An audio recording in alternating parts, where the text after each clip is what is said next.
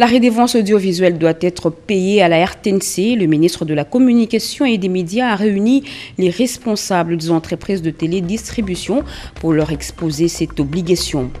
La pénurie de l'eau potable dans la partie ouest de la capitale connaît ces derniers moments.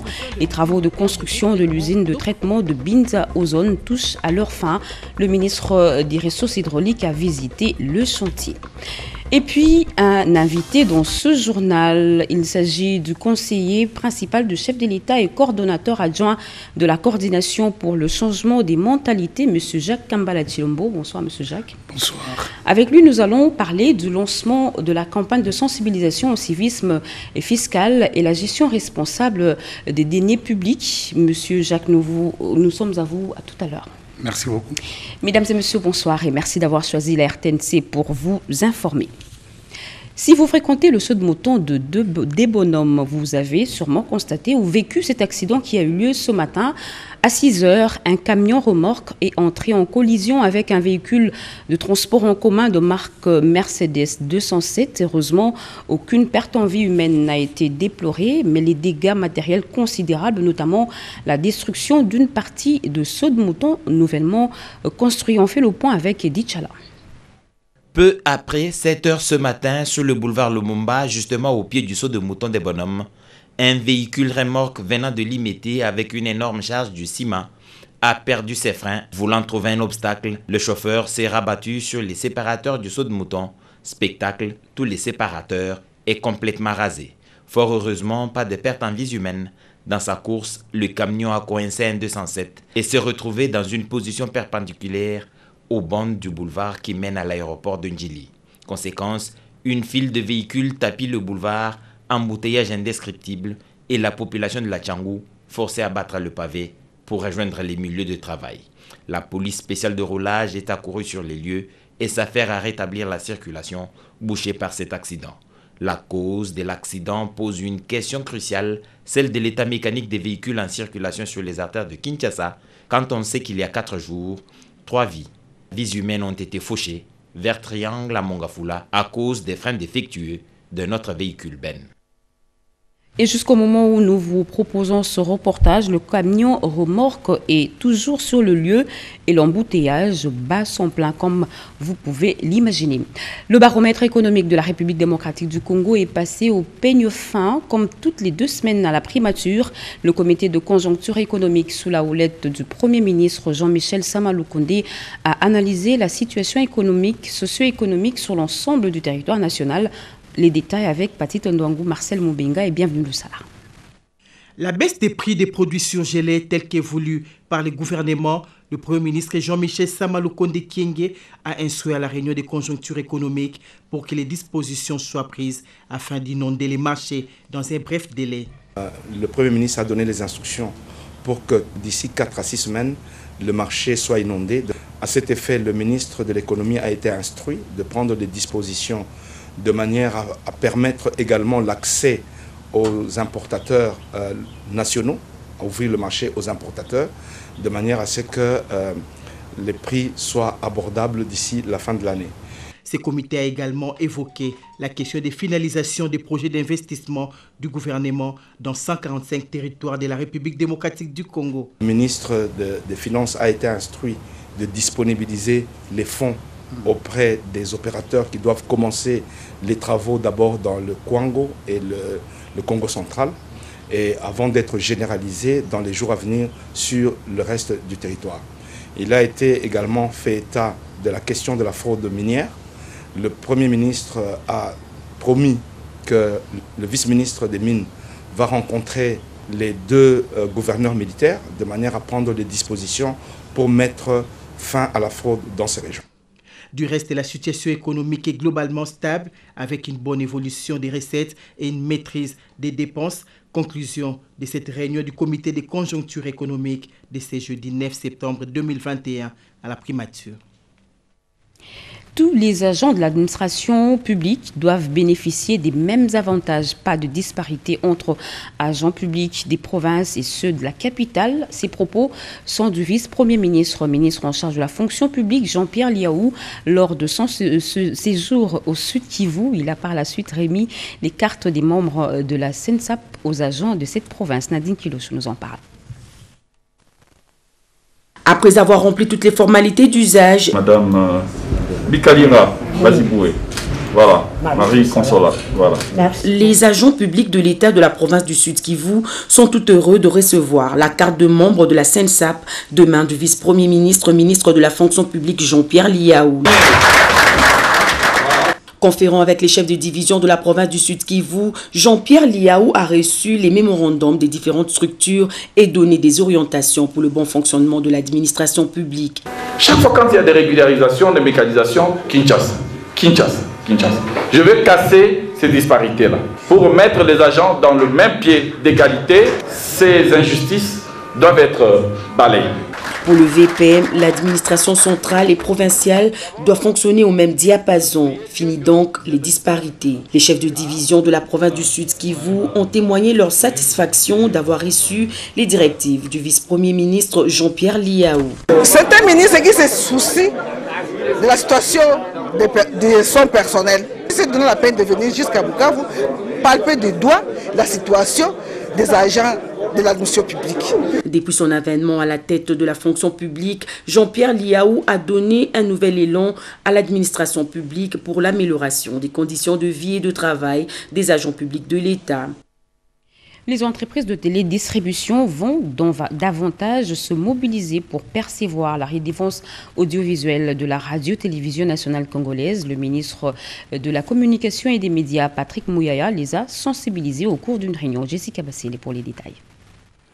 La création du cadre de concertation entre les opérateurs économiques œuvrant dans le secteur de télédistribution en RDC, ainsi que la redevance vis-à-vis du Trésor public, a été au centre de la rencontre entre Patrick Mouyaya Katembwe, ministre de la Communication et Médias, porte-parole du gouvernement, et les représentants de télédistribution œuvrant dans le secteur de la télévision numérique terrestre en RDC.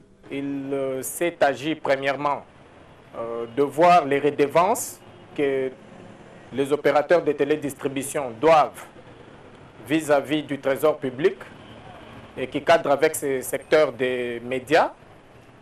Il s'est agi deuxièmement de voir aussi dans quelle mesure les télédistributeurs peuvent contribuer pour la promotion de la RTNC en payant une redevance. Juste après, Stanley Ndeta, CEO de African Union Broadband Service, AUBS, a franchi le portillon du ministère de la Communication et Médias. La modernisation, la formation ainsi que l'équipement de la RTNC en province sous état de siège et à Kinshasa ont été au centre des discussions. Je suis venu voir le ministre pour présenter notre intention en tant qu'AUBS, African Union Broadband Services, pour accompagner le ministre pour la réforme et coordination de la RTNC. On avait vu des images des ministres quand il était à l'Est avec le président. Et on a vu l'état de l'infrastructure de RTNC en province. Et on veut travailler avec le gouvernement, surtout passé par le ministre, pour la réforme et coordination des studios, des bureaux de RTNC en province. On va commencer à Goma, Beni, Bukavu, et jusqu'à arriver à la fin à RTNC à Kinshasa. Non, pas seulement l'aspect technique aussi, mais pour former des personnels. Il est désormais disponible, l'annuaire statistique édition 2020. Ce document, mis en place par le gouvernement de la République, dispose des statistiques fiables et régulières dans tous les domaines de la vie nationale. Ici, vous trouvez toutes les données sur la population, l'économie, les transports et autres. Sa présentation a eu lieu ce matin à l'hôtel Béatrice et c'est le ministre du Plan, Christian Mwando, qui a présidé cette cérémonie. Peggy Mukunda. L'annuaire statistique édition 2020 de la République démocratique du Congo vient d'être présenté officiellement au public par le ministre d'État en charge du plan, Christian Mwando Simba. Ces documents indispensables produits par l'Institut national de la statistique INES s'inscrivent dans le processus gouvernemental de renforcement du système statistique national. Cet outil sert également à la prise de décision et de planification de développement comme source d'information utile à tous les utilisateurs de données statistiques pour des besoins idoines. Rendu possible et financé grâce à l'appui des partenaires et de la Banque africaine de développement, a martelé le directeur général de l'INES, Serge Bokouma, dans son mot de circonstance. C'était bien avant la présentation technique par le coordonnateur Simon Kimosiko sur la collecte de données pour la production de l'annuaire 2020. Le gouvernement congolais s'est réjoui de mettre à la disposition des décideurs politiques et des planificateurs cet outil statistique.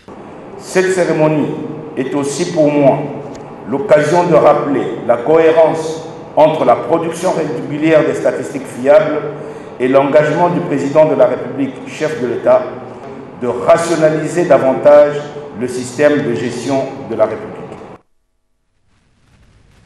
Ils revendiquent l'amélioration de leurs conditions socio-professionnelles. Les agents et cadres de l'administration du ministère des Infrastructures et Travaux publics ont soumis au ministre de tutelle toute une batterie de desiderata. La délégation syndicale conduite par son président a rencontré Alexis Guissaro. Erudis Kitutumodiri Zinkionda a signé ce reportage. Plusieurs mots rongent le fonctionnement de l'administration de ZITP. Sur la table du ministre d'État Alexis Guissaro, des revendications de la délégation syndicale de son ministère, parmi lesquelles les chevauchements des attributions de l'administration et le cabinet, le dossier chauffeur STA pour le véhicule de l'État, la mécanisation des agents des ITP commis au stade des martyrs pour les travaux de 9e jeu de la francophonie, la cohabitation police et FAV, le transport du personnel de l'administration. À toutes ces préoccupations, le ministre d'État des ITP a rencontré leurs préoccupations sur la formulation des solutions concrètes. Le ministre d'État nous a rassuré que la direction des ponts et chaussées désormais sera partie intégrante dans tous les travaux de la voirie ainsi que dans le lancement prochainement du programme sino-congolais. Pour le dossier CFAV, le gouvernement a déjà pris des mesures. Nous avions vu un premier contingent être rapatrié au niveau de Lubumbashi. Pour le chauffeur du STA, le ministère a rassuré que d'ici là, il y a un dossier qui sera déjà déposé au niveau du Conseil des ministres pour que le Premier ministre puisse en parler et que ces problèmes soient résolus. Cette deuxième rencontre du genre a permis aux deux parties de s'engager une fois de plus sur la voie d'une meilleure collaboration. Plus que quelques mois, les travaux de construction de l'usine de traitement d'eau de Binza Ozone qui va desservir la partie ouest de Kinshasa prennent fin au mois de décembre prochain. Assurance faite par le ministre des Ressources hydrauliques et électricité lors de sa descente sur le site. Marie Kalanga. C'est un début de solution à la question de la pénurie d'eau potable constatée dans plusieurs quartiers de la partie ouest de Kinshasa. Lancé en décembre 2019 par le président de la République, Félix-Antoine Tshisekedi Tshilombo, les travaux de construction de l'usine moderne de traitement d'eau potable de Binza Ozone évoluent à pas de géant. Le ministre des Ressources hydrauliques et électricité, Olivier Mwenzemkaleng, s'en est rendu compte lors de la visite du site. Une fois arrivé, Olivier Mwenzemkaleng a de prime abord présidé une séance de travail en présence du directeur général de la Régie des eaux SA et du secrétaire général aux ressources hydrauliques et électricité. Le ministre et sa suite ont visité en premier lieu le centre de captage et le canal de rejet. La tuyauterie passe par le Kanchachi, centre d'intercession de la conduite de captage vers l'usine et de rejet de boue vers le fleuve. Le point de chute de la visite du ministre était l'usine de traitement d'eau de Binza Ozone dans la commune de Ngaliema. Olivier Mwenzemkaleng a exprimé sa satisfaction. Je suis content de voir que les travaux avancent. Une très forte pression de la population quinoise qui attend des résultats. C'est important de voir quels sont les projets qui vont venir donner des solutions à ces problèmes d'approvisionnement en eau. À l'étape de la station du quartier Météo, toujours dans la commune de Ngaliema, Olivier Mwenzemkaleng, ministre des Ressources hydrauliques et électricité, a instruit séance tenante la remise en service de cette station dans un bref délai pour améliorer la desserte en eau potable. La ligne haute tension Mwadingusha-Chilatembo dans la province de Lualaba, vandalisée il y a peu, fait déjà peau neuve. Les conducteurs électriques en aluminium sont remplacés par les conducteurs en cuivre. Question de la sécuriser contre les inciviques. Yvette Makuntima. Ou presque ont suffi aux techniciens de la SNEL SA et leurs partenaires chinois d'assurer les remplacements des conducteurs électriques en aluminium à ceux en cuivre. Il s'agit de la ligne haute tension 120 kV sur l'axe Mwadingusha-Chilatembo, soit 66 km, qui a connu les actes de vandalisme et de sabotage des inciviques non autrement identifiés. Ces projets lancés il y a peu est l'initiative personnelle du directeur général de la Société nationale d'électricité, SNEL SA, Jean-Bosco Kayombo Kayan. Le projet a été matérialisé à la centrale hydroélectrique de Mwadingusha après les études techniques de l'entreprise Ecoénergie pour décourager justement les inciviques qui viennent de reprendre malheureusement leur sale besogne, plongeant ainsi une bonne partie d'abonnés dans le noir. Si nous sommes ici au poste de Chilatembo aujourd'hui, c'est pour terminer le travail de réceptionner la ligne qui a été récemment rénovée. Nous sommes en train de nous rassurer si vraiment les concordances des phases au niveau de Mwadingusha est uniforme ici à Chilatembo.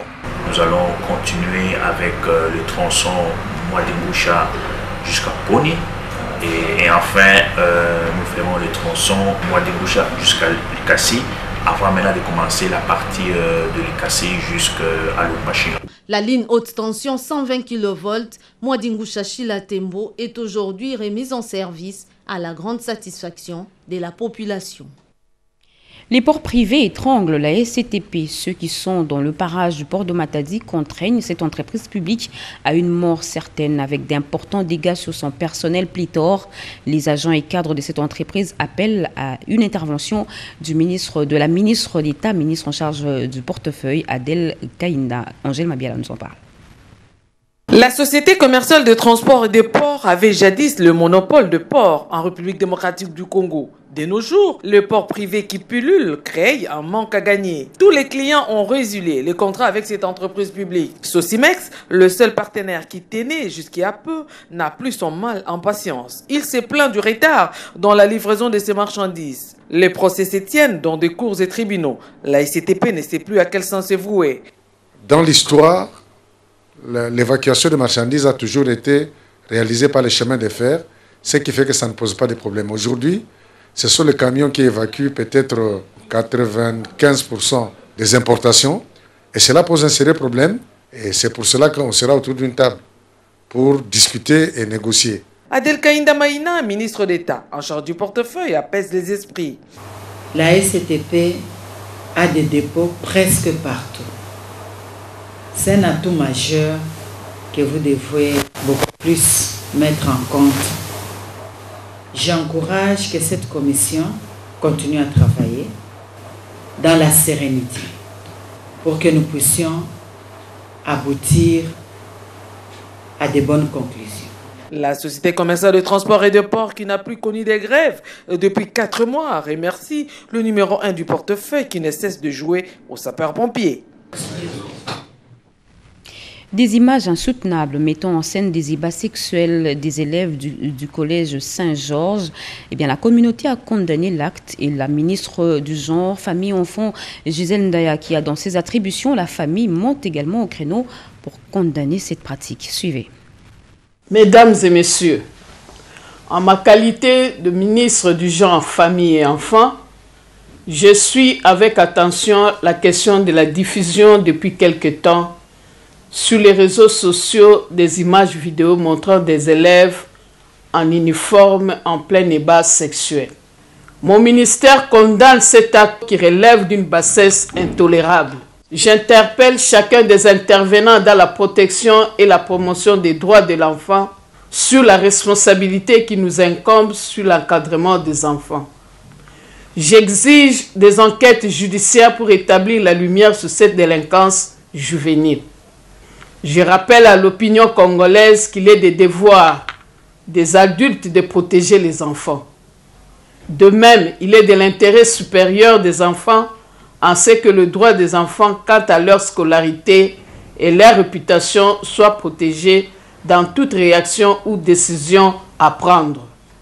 Je rappelle à la population congolaise que la pornographie mettant en scène des enfants est une infraction au terme de l'article 174-1 du Code pénal congolais. J'ai longuement échangé avec la ministre d'État, ministre de la Justice, sur toutes ces questions, une injonction sera faite au parquet dans les minutes qui suivent. Mesdames et messieurs, ensemble, protégeons nos enfants. Justin Luemba prend les commandes de la province du Congo central, jadis vice-gouverneur, et remplace à ce poste Atumatu Bwana, suspendu. Suivez la cérémonie de sa prise de fonction à Matadi. Le gouverneur à intérim Justin Luemba Makosso a pris officiellement ses fonctions ce mercredi 8 septembre 2021. C'était au cours d'une cérémonie qui s'est déroulée dans la salle de réunion du 4e niveau de l'hôtel du gouvernorat à Matadi. Après lecture du procès verbal et lecture du message officiel notifiant Justin Luemba Makosso comme gouverneur à intérim à la tête de la province du Congo central par le vice-premier ministre, ministre de l'Intérieur, Sécurité, Décentralisation et Affaires coutumières, Daniel Asselo. Ces derniers étaient invités par le représentant de l'inspecteur de la territoriale Congo central à prendre son fauteuil avant de prononcer son mot de circonstance. Du prime abord, je remercie le Seigneur Dieu Tout-Puissant pour l'accomplissement de sa promesse. Ma reconnaissance soutenue au chef de l'État, son Excellence M. Félix-Antoine Tshisekedi Tshilombo, pour l'honneur qu'il vient de rendre à la province du Congo central, qui, par ses effets, nous nous retrouvons ici pour cette cérémonie de prise de mes fonctions en qualité de gouverneur AI et représentant personnel du chef de l'État au Congo central. Ma présence à la tête de cette province n'est nullement un motif de règlement des comptes, ni de clivage politique et ethnique, c'est plutôt l'établissement de l'État de droit. Avec comme incidence la matérialisation de la vision du chef de l'État. Je ne saurais clôturer mon propos sans dire merci à tous ceux qui ont abusé de leur temps pour la concrétisation de cette cérémonie. Que vive la République démocratique du Congo, que vive le Congo central, je vous remercie. À Kinshasa, le mouvement Solidarité pour le changement aura bientôt sa propre centrale électorale pour mieux affûter les échéances électorales prochaines. Son président a sensibilisé les membres de ce mouvement sur le bien fondé de cette centrale. Renette Koulonga et Elisette Mojinga. Électorale par les coordonnateurs des forces politiques et sociales alliées à l'IDPS, président du mouvement des solidarités pour les changements, Laurent Batoumona Kandikam. Question de renforcer la capacité qui s'avère indispensable des membres choisis pour travailler au sein de cet organe en vue de préparer les échéances électorales de 2023. Coordonnateur Pichu Bidingi a fait savoir que les pouvoirs est au peuple, pour le peuple et par le peuple. Ces derniers a ensuite insisté sur le bien fondé du MSC dans l'ensemble du pays. MC confiant qu'en 2023, son Excellence, M. Félix-Antoine Tshisekedi Tshilombo, président de la République et chef de l'État, légaliste et constitutionnaliste, va conduire le pays aux échéances électorales pour permettre aux souverains primaires de se choisir leurs dirigeants. Et nous, MC, sur ces points, face aux détracteurs, nous ne choisirons jamais la résignation. Dans ce cadre, il s'avère intelligent de renforcer la capacité des membres de la dite organe qui, techniquement, vont s'occuper de toutes les questions électorales. Cet atelier de formation est assuré par Consulting Electoral Agency. Double cérémonie aujourd'hui à l'École nationale des finances, la clôture de l'année de formation 2020-2021 et l'ouverture de l'année 2021-2022. La cérémonie a été ponctuée par la remise des diplômes aux apprenants de l'ENEF. Rikin Zuziloya Mayuel. Plus qu'un symbole dans la solennité, la cérémonie de clôture de l'année de formation 2020-2021 à l'École nationale des finances a vécu ce jeudi 9 septembre. Rehaussé de la présence du ministre des Finances Nicolas Kazadi et du vice-ministre du Budget Élisée Bokoumouana. Leurs secrétaires généraux, les directeurs généraux des régies financières, de l'ENA et de la SONAS, venus tous honorer les cadres formés. Malgré la pandémie du moment, survenue depuis la fin du premier trimestre de l'année 2020, votre école a pu terminer, conformément au programme, la formation. Monsieur le directeur général, recevez avec toute votre équipe, nos félicitations et nos encouragements pour cette performance. 678 sur 705 apprenants des différentes promotions et sections, dont le tronc commun, douane et axes, impôts, budget, comptabilité, voire les assurances, ont réussi par distinction et satisfaction. Les directeurs généraux de l'École nationale des finances, les professeurs Jean-Paul Niembo, Tampakanya, sur qui les fleurs ont été jetées pour le respect du calendrier et la meilleure formation face aux nouveaux challenges de l'ENEF, présente désormais dans toutes les provinces du pays, a livré le secret de cette réussite. Ces lauréats ont su combiner l'ancien programme et le nouveau programme.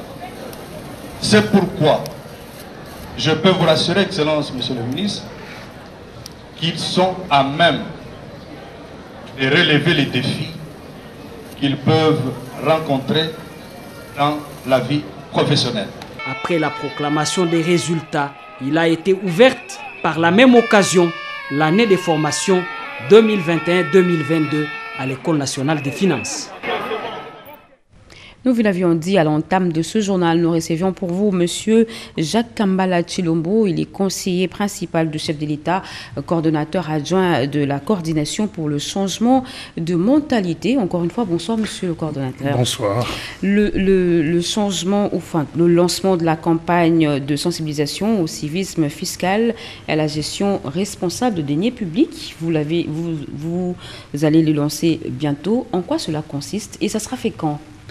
En fait, sous l'impulsion du chef de l'État, la coordination pour le changement de mentalité a longuement réfléchi en partenariat avec le ministère des Finances et du Budget et toutes les régies qui travaillent comme les régies financières pour enfin commencer à sensibiliser les Congolais sur le civisme fiscal, avoir un éveil de conscience.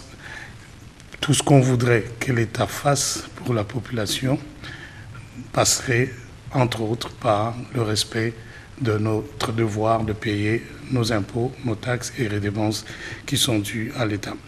Et de l'autre côté, on ne peut pas non seulement demander aux gens de payer les impôts, mais nous voulons aussi sensibiliser les gestionnaires à gérer d'une manière responsable. J'ai évité le mot orthodoxe parce que la gestion orthodoxe fait appel seulement qu'au principe, et nous, au-delà des principes de gestion, nous voulons une dimension éthique et morale dans la manière de gérer les deniers publics. Et ça sera fait quand? Le lancement est prévu? Le lancement est prévu déjà ce samedi avec le chef de l'État et tous les chefs de corps qui sont invités au Palais du Peuple, à l'Esplanade. Déjà le matin, à 8h, il y aura mise en place. Et à partir de 11h, le chef de l'État va officiellement lancer cette campagne et aussi lancer cette application du ministère des Finances sur la dénonciation de tout ce qui est forme de coulage des recettes, corruption. La campagne a une durée ou ça s'étend sur 6 mois sur toute l'étendue nationale. Donc une fois le lancement s'est fait à Kinshasa, nous irons aussi dans toutes les provinces pour faire le même lancement. Justement, nous avons constaté dans les différents ronds-points de Kinshasa qu'il y a la CSM qui régule la circulation. Vous faites aussi la campagne de civisme routier. Qu'en est-il exactement? En fait, ça fait déjà bientôt 3 mois que nous avions lancé cette campagne de civisme routier, amenant tous les usagers de la route à avoir un comportement citoyen, patriotique et civique dans le respect des règles établies. Nous devons ensemble savoir partager l'espace commun en respectant le code de la route. Les bénévoles que vous voyez sur le terrain ont eu une formation sur tout ce qui concerne l'usage de la route, mais aussi ils devaient venir en appui au service, aux agents de l'ordre chargés de réguler la circulation. Mais ils ont un grand rôle pédagogique. Mais au fur et à mesure qu'on évoluait dans la campagne, on s'est rendu compte que la population se sentait beaucoup plus à l'aise avec ces bénévoles, si bien qu'il y a une petite mutation dans le rôle qui leur avait été octroyé au départ. Nous pensions déjà arrêter dans 2 semaines. Mais déjà, ce qu'on a vu aussi comme élément de la RTNC sur terrain, il y a déjà hier, je pense, ça nous pousse à réfléchir ensemble avec toutes les parties prenantes de quelle manière nous pouvons élargir cette campagne-là sur toute l'étendue de la ville-province de Kinshasa et en province aussi. Oui, c'est important. Et vous avez un message à lancer parce que vous devez être accompagné par la population, par exemple. Avez-vous un message à cette population qui vous suit en ce moment? Dans tous nos éléments de sport, on dit Bisonde Toubongisa Mbogao. On ne va pas attendre à ce que l'étranger vienne le faire à notre place. Il faudrait que chacun de nous s'approprie la destinée de sa nation en ayant un comportement civique et changeant de mentalité dans la manière à la fois de payer les impôts et de gérer les deniers publics pour un avenir meilleur. Monsieur Jacques, merci. Nous rappelons là que vous êtes le conseiller principal du chef de l'État et coordonnateur adjoint de la coordination pour le changement de mentalité. Merci d'avoir accepté notre invitation. Merci de nous avoir accueillis. Mesdames et messieurs, c'est la fin de ce journal. Si vous nous avez pris en cours, voici le rappel du titre. Le ministre de la Communication et des Médias a réuni les responsables des entreprises de télédistribution au cœur des échanges de cette réunion que nous avons proposé. Comment permettre à la radio-télévision nationale congolaise de percevoir la redevance audiovisuelle. Et puis, le calvaire de la population de la partie ouest de Kinshasa, parcourir des kilomètres à la recherche d'eau, prendra fin au mois de décembre prochain. Les travaux de construction de l'usine de traitement de Binzaozone touchent déjà à leur fin. Vous avez suivi la visite du ministre des Ressources hydrauliques sur le site. Fin de ce journal, mesdames et messieurs. Merci à vous qui nous suivez partout ailleurs sur satellite. Vous êtes sur les RTNC. L'actualité continue sur nos antennes. Retrouvées à 23h. Serge Merlin Mata Grand sera pour moi le plaisir de vous retrouver demain à 20h. Très bonne suite de programme sur la chaîne nationale. Au revoir.